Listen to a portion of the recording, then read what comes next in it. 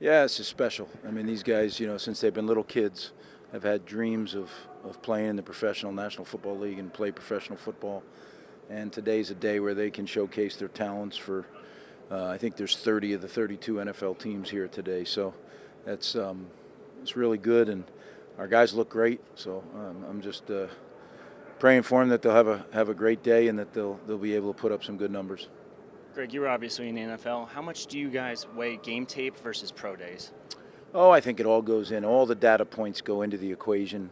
Interviews, game tape, workouts, combine, all that stuff, the visits, the draft visits. And then like anything else, just like recruiting, you put all it together. Some people use more analytics, some people use more gut feel, but at the end of the day, all that information goes into something, whether it's your mind or a computer, and you come up with a determination who's best for your club. But someone like Adam, he did the Senior Bowl, he did the Combine. What more can you show out here today? Well, I think just the fact that he's willing to show every time. He wants to go out and do it. As a coach, I like that, right? This is a guy, some people don't want to do it. He wants to. Let me show you what I can do, especially in the fact that he is an Aussie-style kicker that is transitioning to, the pro-style kick. I think as many times as he can show him he can do it, the better. Just going back to last year and what Isaiah Pacheco did, obviously he had a strong combine performance and then followed it up with a strong pro day performance, and we know where that led to. Is he kind of the perfect example of how much you can help yourself with a strong showing here and where that can lead to when you impress teams like that? Yes and no, right? Because I think people want to make it about the pro day or about the combine. What he did was practice as hard or harder than any player I've ever coached in 36 years. So that is day after day after day showing up and working like that. So what he does here and what he did in the combine was just a manifestation of what he did every day as a Rutgers football player. And again, some things converged, and we had a beautiful moment for him and for the Chiefs, and that's really cool to see. What is this like for you as a coach? You recruit these guys, you develop them, you watch them grow over the years. For them to have this moment, what's it like for you to watch them?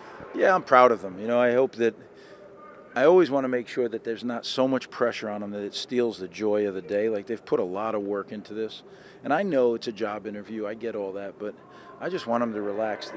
What they do from the end of the season till now, there's an incredible commitment by these guys. Now, yes, they've committed all the years of their college career, but they kind of go into Spartan living for 3 or 4 months to really get ready for a job interview like today.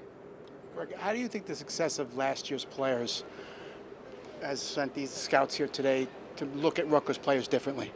Well, I think, Fuch, as we get back to where we were and then beyond that, you can remember when this place was packed and there was head coaches and GMs and scouts, and that's where we're headed back to. The players that'll keep coming out of here are just going to keep going like this and this and this. And we're a developmental program, so we'll continue developing them. And when JB has a chance to have a guy for 4 years instead of 2, you're going to see physically even better looking guys out there. So, it's a manifestation of guys starting to play. We had 5 guys that ended up on clubs last year off that 21 class, and hopefully, or what would have been the 22 class, the 22 draft class.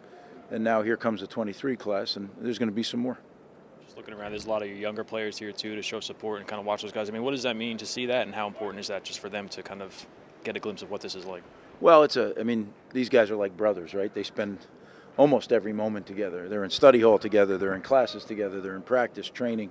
As I tell them, they're so fortunate because this is the one time in your life where all your best friends live all together, right? You go down the hall, you go anywhere, they're all together. It'll never be again like this in your lifetime, and I tell them really enjoy it. And you can see the brotherhood that's out there. I mean, how excited, literally, just genuinely excited the players were for each other. I love that. You had Christian Izzy for a few years. What would you say to a team that were thinking about selecting him or signing him? Christian Izzian is a smart, tough, explosive football player who may not be the tallest guy in the world, but he makes up for that with his physical skills. He'll play in that league. Greg, I'm sure you have a ton of NFL connections, contacts. What's the overall feeling from those guys, and what kind of feedback are you getting from them on this group? Well, even though you have contacts, people aren't sharing what they think. I don't even care if you're friends or not. You keep it very close to the vest because it is, intellectual property, how you evaluate them, where they sit on your board. So I think right now it's everybody close to the vest, and as I tell the players, and they'll say, well, Coach, these 4 teams have been talking to me. I said, well, then they probably won't take you. It's always somebody that you don't think comes out of nowhere and selects you. So, but it's exciting time for them. You know, they're learning how the process works, and with the help of some of their agents and some of the former players that are playing in the league, it's cool. We talked during the season about how much Christian Broswell had gone through since he got here, and I guess what is it like to see him out there now, and what do you feel like his potential could be in the NFL? Christian's another guy he'll play in that league. You know, he's explosive. He's got a good football acumen. I just wish I had a longer experience coaching him. You saw what he did last year. He was one of our better players. I just wish we had him for 2 years, but we didn't. You know, that's he had the injury. But you know, we've had a lot of DBs. Like, irony that today was the official retirement of Devin McCourty, right? Just happened a few hours ago, right? To have another bunch of DBs working out here this afternoon, we've been fortunate at that position. We've put out a lot of guys. Greg, going back to your time in the NFL again, what's the craziest interview or the best memory of interviewing guys from your days there?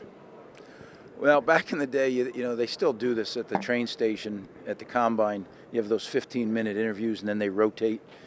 And we had one early on my first year where I literally thought there was going to be, I wouldn't say a full-fledged fight, but the athlete, the player, and one of my coaches, I said, whoa, fellas, but this doesn't need to go there. So, yeah, that was pretty funny. Yeah. Glad it didn't turn into a fight. I was not looking to get punched by either one of those guys. All right, thank you, guys.